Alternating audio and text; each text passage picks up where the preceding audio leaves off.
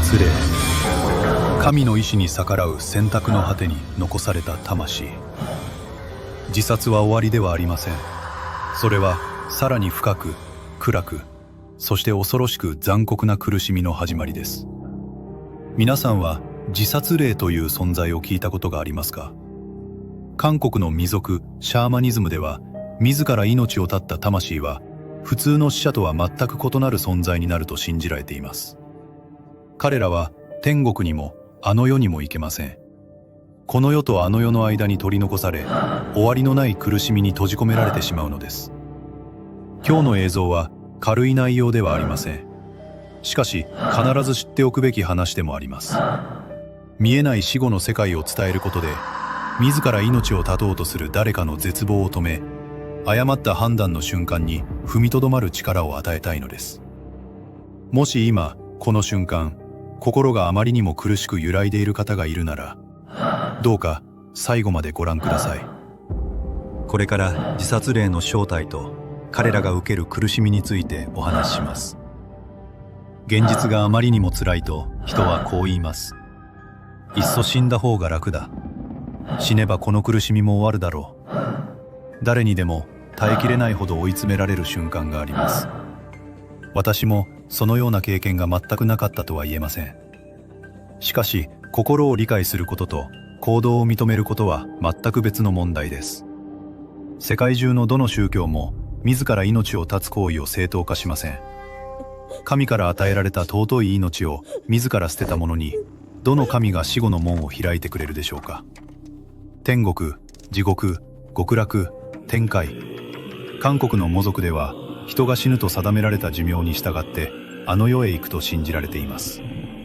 死者を迎えに来る死者が現れ、名簿に記された通りに裁きを受けます。しかし自殺は違います。自ら命を絶った瞬間、神が定めた運命の流れを無理やり断ち切ってしまうのです。本来まだ来ていない死の時を自分で早めてしまうのです。数十回、数百回もの輪廻転生の果てに得た人間としての人生。その機会を自らの手で捨てる行為です。だからモ族の無師、ムーダンはこう言います。自殺した魂は死者の死者さえ連れて行かない。あの世の名簿に名前すらないからだ。自殺霊はこの世にもあの世にも属しません。死んだ特定の場所に縛られたり、行き場を失い、虚空を一人さまよったりします。時間が止まったかのように、死んだ瞬間の苦痛と絶望を抱えたまま永遠に閉じ込められるのです。では、自殺霊はどのような苦しみを受けるのでしょうか。一つ目は終わりのない反復です。喪主たちの証言によると、自殺霊は自分の死に方を毎日毎瞬間繰り返し体験するといいます。首を吊った魂はその時の苦しみを、投身自殺した魂は落ちる恐怖を、それが途切れることなく続くのです。寿命通りに亡くなった場合、魂は肉体を離れ、死を受け入れるための時間が与えられます。しかし、苦しみと恨みの中で自ら死を選んだ時、魂が受ける衝撃は想像を超えています。死の瞬間の衝撃で肉体だけを失うのではなく、魂は体から弾き飛ばされ、自分が生きているのか死んでいるのかさえ判断できないといいます。死の瞬間の悲惨な姿と感情をそのまま抱えたまま存在することになるのです。死ねば終わると思っていたかもしれませんが、むしろ永遠の苦しみが始まるのです。二つ目は孤立と孤独です。普通の死者は祖先と再会し、あの世で新たな存在として迎えられます。しかし自殺霊は違います。あの世の掟を破ったからです。祖先としての資格すら得られず、家族や子孫の祭祀にも参加できません。たとえ供養を行っても簡単には良い場所へ行けません。韓国のモ族では少なくとも3回以上の供養や儀式があって初めて天への道が開く可能性があると言われます。霊の世界ですら自殺霊は歓迎されません。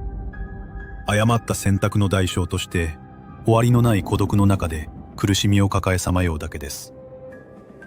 皆さんはニュースや記録で誰かが自殺すると、その場所や家族、知人までもが連鎖的に自殺する事例を見たことがありますか？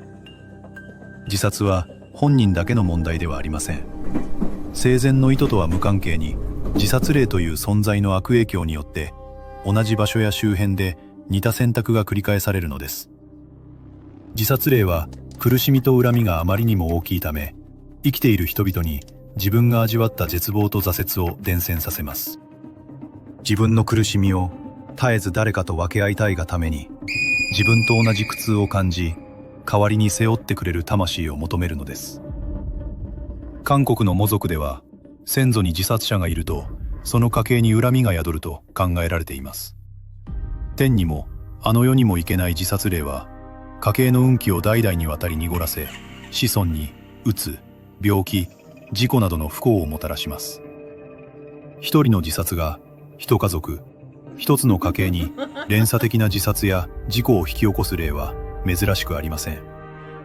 自殺は衝動的な感情に飲み込まれて選ばれる場合がほとんどです。心と精神が弱った瞬間、その隙に入り込み、感情を揺さぶる存在こそが自殺霊なのです。自殺が起きた場所には強い陰気と恨みがたまります。